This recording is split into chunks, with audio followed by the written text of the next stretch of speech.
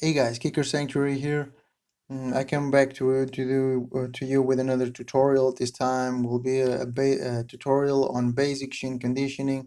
Now, I'm not a professional or anything like that, and I'm not a professional fighter, but I figured that I've got my shin conditioning down to a reasonable enough level so that I can make a tutorial at least for beginners, right? So. Here is my take on how you should condition your shins, and I also give some notions of cardio and how to incorporate cardio with shin conditioning. So um, bear with me throughout this video, and maybe we can help each other out. So first things first, let's talk a little bit about the anatomy of the shin. So as you can see, the tibia, which is the bone of the lower leg, is or one of the bones from the lower leg is quite exposed here. You can see that there is no muscle tissue protecting it. So when we fight or when we kick a bag, when we are practicing, we are leaving this bone exposed to fractures. So this is the reason why we need to condition this bone. Now, one thing to take into consideration is that as you can see here from the anatomy of the leg, the tibialis anterior is partially covering the front of the shin bone. So when you throw your kicks, when you're conditioning the bone and you throw your kicks, you don't want to throw your kicks. You don't want to over rotate your hips too much in such a way that you're hitting with the tibialis anterior. So kicks at a diagonal angle or at an horizontal angle are what you're looking for, because you want to strike the part of the bone that is exposed. And the reason why we need to strike to condition the bone, or the premise behind it is that it's the same as bodybuilding. When we do bodybuilding, we do micro tears in the muscle, and then it stimulates the body to repair those micro tears. And that's how it's the same concept with the shin conditioning. You want to make micro fractures in the bone that will be subsequently repaired through the intake of calcium and vitamin D, and that's what we want to do. As such, I divided the shin into lower shin, and in step we have the mid shin, and we have the upper shin. Now, there are other ways to group or to divide the shin. Other tutorials, for example, they consider lower shin and instep, and mid shin and upper shin. They only consider two sections. I consider three, just another way of dividing the shin. And now, for general guidelines for shin conditioning.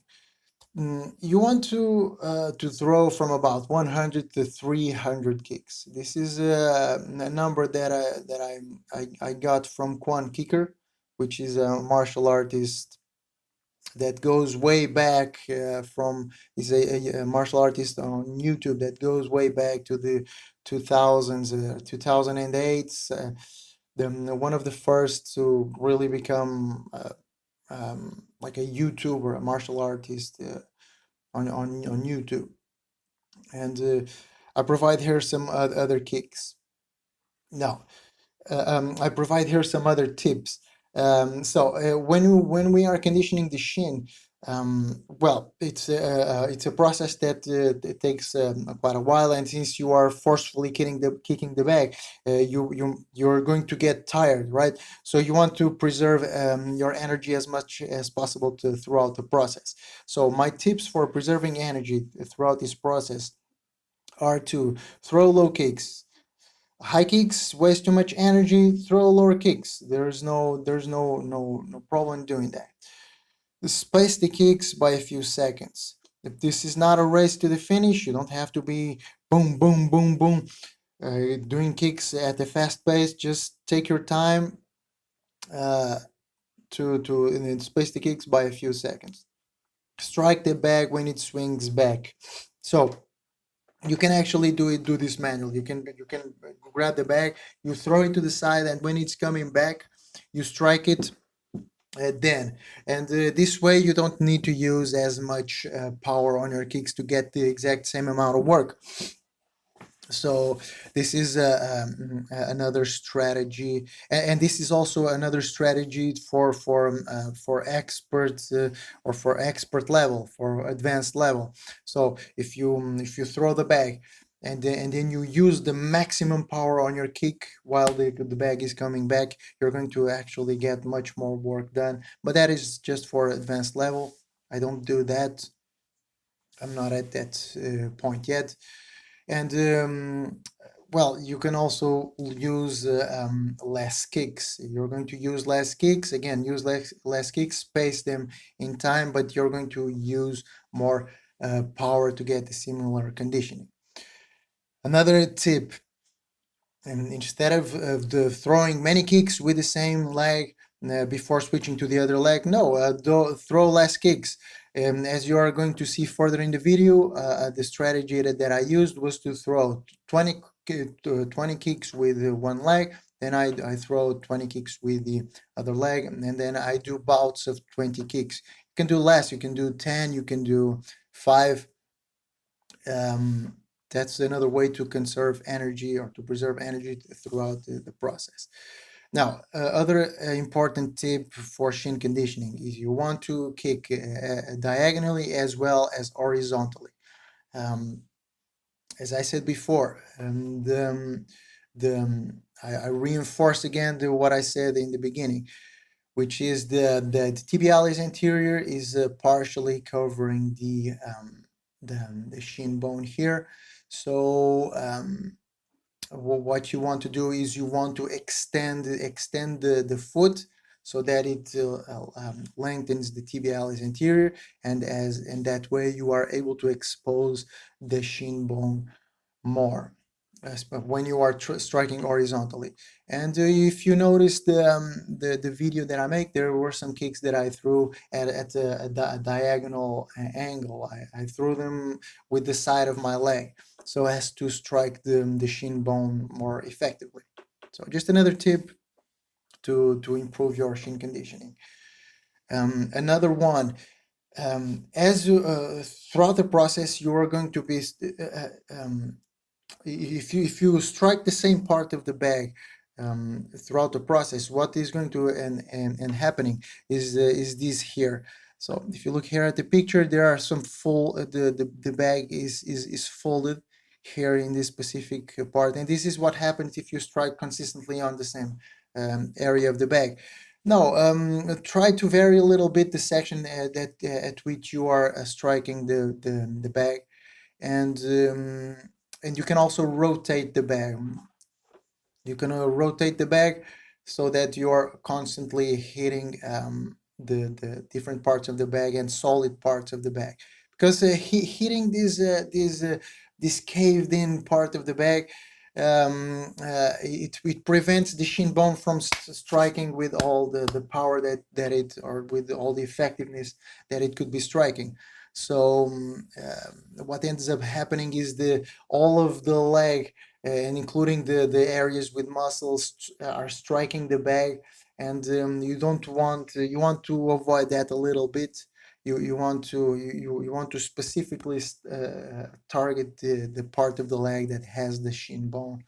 um, so that's my another tip that I give for you. Another one.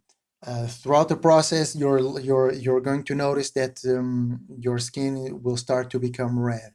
So my tip is to survey the areas the of the survey the distribution of the redness of the skin, so that you can see what parts of the leg you are striking more with, and you can adjust accordingly. Sometimes you may not notice that you but you may be putting more power on one leg, and one one and the and and the you may not notice that you are doing it. So what will happen is you will be conditioning more the one leg than the other, and you want to to do them equally, right? So this is my tip to you: survey the areas, the color of the skin, and try to adjust your kicks accordingly so that you can strike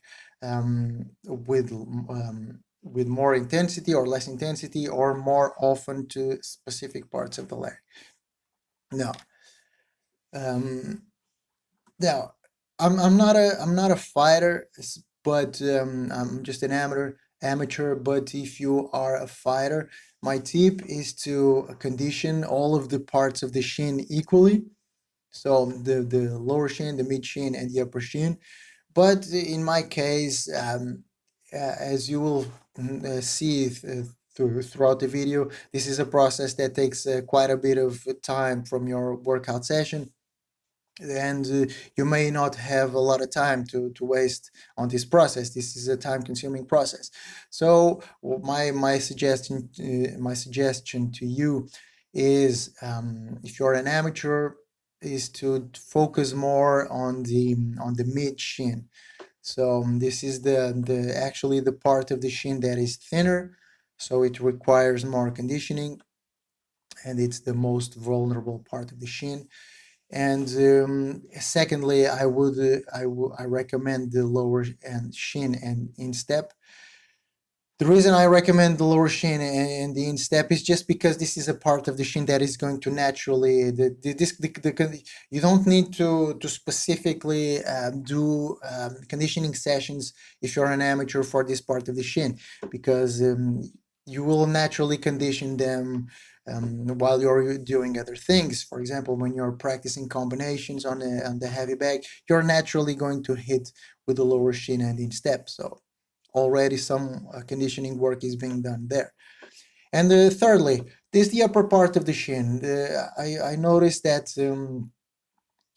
I mean, if you're not a fighter, this part of the shin is never at risk, so there's not much need for conditioning. But well, for the sake of completion, you can include conditioning to this part of the shin. One final tip for conditioning of the shins is to after the session, if you have hair on your legs like me, you'll notice the loss of hair on your legs. And what I notice is that my left leg tends to lose more hair than the right leg, and this is not it. This is not because I'm striking more forcefully with the left leg. No, the reason this happens is because I have a tendency, because of lesser flexibility on my left leg, I have a tendency to throw my kicks or more diagonally. So what ends up happening is that the leg strikes the bag at the diagonal angle, and it as it grazes the bag, um, it rips the hair off of my skin. So that's what I'm constantly trying to do throughout my conditioning sessions, is to try and um, if my objective is to throw my kicks horizontal, I try to turn over my hips more on the left leg, so that I get more of an horizontal kick. But well, this is just an extra tip. You don't actually need to do this. It's just something to be aware of. Now, one important aspect of shin conditioning, as I said previously, we are breaking down the bone, we're doing microfractures in the bone, and we want to recover from these fractures. So the basic idea here is to consume calcium-rich foods. These are some of the calcium foods. These are some of the foodstuffs that I found to be rich in calcium, which are collard greens and other types of leafy cabbages, broccoli, rapini, soybeans, sardines, mackerel, salmon, especially particularly the bones, shrimp, eggs, milk derivatives, and figs. Now, in terms of another important aspect to take into consideration is the amount of calcium that you want to take daily. Anything more than 1,500 milligrams of calcium per day is maybe too much, and you may end up getting kidney stones if you eat too much calcium, and you're not going to be reaping more benefits from it, meaning your bones won't recover faster if you eat much more than 1,500 milligrams of calcium per day. So another important aspect to take into consideration. Now, foods that prevent calcium absorption: spinach, chards, rhubarb, and chocolates. These foodstuffs have high oxalate content, which connects with calcium, preventing absorption. Now, I'm not saying that you can't eat these foods. I'm just saying that maybe you won't take them. Is to try and not consume these foods while you're eating foods that have high content of calcium. This also applies to oranges, kiwis, tomatoes, parsley. Basically, all vitamin C rich foodstuffs prevent calcium absorption. Again, it's not like a super important thing to take into consideration, but it's important to be aware of it. If you can, try and avoid consuming these foods stuffs when you are consuming calcium rich stuffs food stuff. Now, vitamin D sources. Vitamin D is a vitamin which is important for calcium absorption, and there are not many foodstuffs that are rich in vitamin D. But from what I gathered, the foodstuffs that are richer in vitamin D are sardines, mackerel, salmon, tuna. As we mentioned previously, you have cod, fish liver oil, eggs, beef liver, and milk and derivatives, which are normally fortified. Um, I don't. Um, I didn't find any specific information about milk containing vitamin D per se, but normally the products that are sold in the market are fortified with this vitamin. And finally, the most important source of sunlight of vitamin D is sunlight exposure, which basically promotes vitamin D production in the lower layers of the epidermis.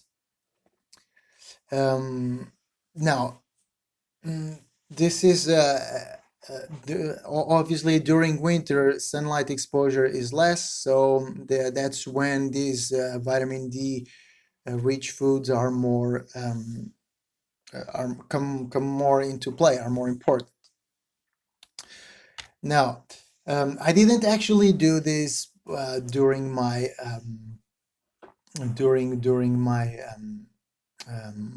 shin conditioning session when I was recording the shin conditioning session, which was to monitor my heart rate and which was to monitor my heart rate. I didn't do that. But you can do that if you have another person that can count the kicks that you are doing and tell you which parts of the shin you should be working next. You yourself can use a heart measuring device, and you can measure the heart rate yourself. So you have two people doing different things, and you can incorporate some cardio while doing your shin conditioning. So for this, you're going to have to use less powerful kicks. You're probably not going to use your maximum power. You're going to use less powerful kicks and throw them more often to get, and then throw more often and throw more kicks to get a similar condition. And for this, what you have to do is to define the heart rate work zone, or the work zone that you want to work in. So let's say that you want to do regenerative training, cardio training. You're going to use an intensity of 60 to 66%.